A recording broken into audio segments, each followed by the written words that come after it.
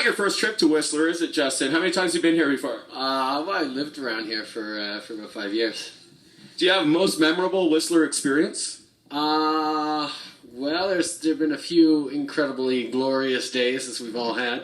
I think one of my best ones is also one of my more hairy ones that ended up, incredible powder involving a tree well as well. But there was some good balances in there. A good one involving a tree well. It was a great day that happened to have a little hiccup of a tree well. The Canadian Avalanche Association goes. How did you become involved with them, and how's the organization evolved, if it has since you became involved? Well, I obviously got involved with Canadian Avalanche Association after my brother died in an avalanche in the Nelson area, but I basically have been making it my own in that. My focus has always been on education and awareness. So taking this and pushing the idea of, going out and playing hard, but doing it smart, doing it safe, doing it with the tools and the knowledge necessary to get the most out of it and be able to do it again the next day has really been my focus. So over the years I've been involved in it, we've had a lot of sort of a steady growth in terms of response and reaction from the media and from the general public. Now, last year, the Avalanche Bulletin, which is published on the internet, where backcountry enthusiasts can find out about the snowpack in different areas, was cut by the Campbell government. How's the funding been restructured for that? Well, basically, we're having to rely a lot more on corporate sponsorships and individual donations.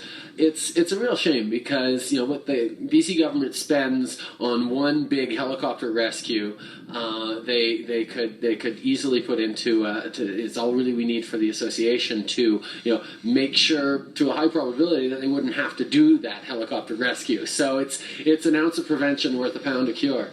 Can you tell us a little bit about some of the sponsors who have helped out with the Avalanche Bulletin?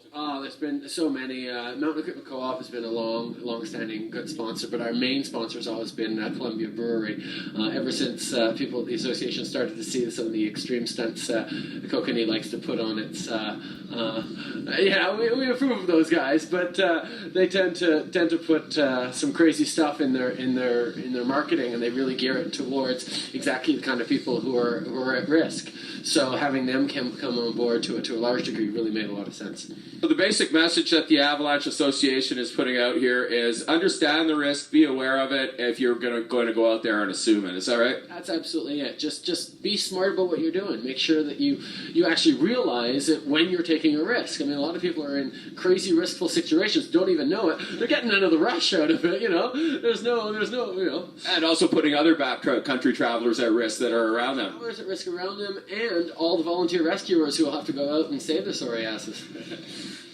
Just a couple of more questions, Justin. What do you think of the Whistler-Vancouver Olympic bid proposal? I think it'd be a great thing for Vancouver. It'd be really a chance for the city to grow up in a second step the way Expo 86 was so good for Vancouver. I think bringing in the Whistler bid would be, the Olympic bid would be wonderful for it.